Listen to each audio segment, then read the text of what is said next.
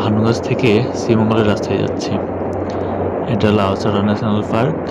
আর এর মধ্য দিয়ে চলে গেছে ভানুগাছ টু শ্রীমঙ্গল, যে রাস্তা দিয়ে আমরা সোজা ঢাকার পথে গিয়ে বের হব।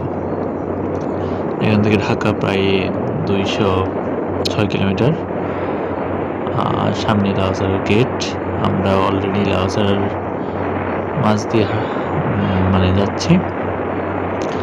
এই জায়গায় প্রায় এখানে 10-12 কিলোমিটার যে জায়গাটা আছে লাউচড়ার ভেতর দিয়ে, যে রাস্তাটা, এই রাস্তাটা সবসময় শীতল থাকে, একেবারে শীতল।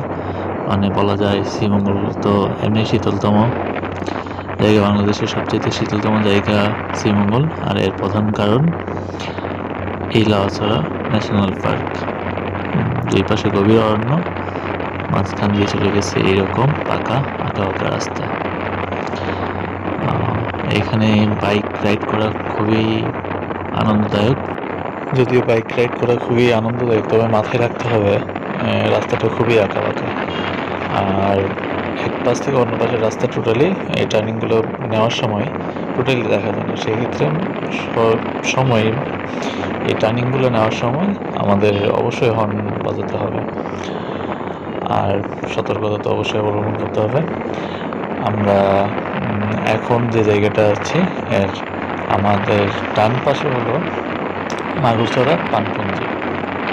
এখানে খাসি আদিবাসীদের বসবাস। তারা পান চাষ করে মূলত জীবিকা নির্বাহ। এই রাস্তা দিয়ে যদিও টমটম আসাটা একটু ঝুঁকিপূর্ণ, কিন্তু তারপরেও চলে আসে শ্রীমঙ্গল থেকে ভানুগাছ পর্যন্ত যারা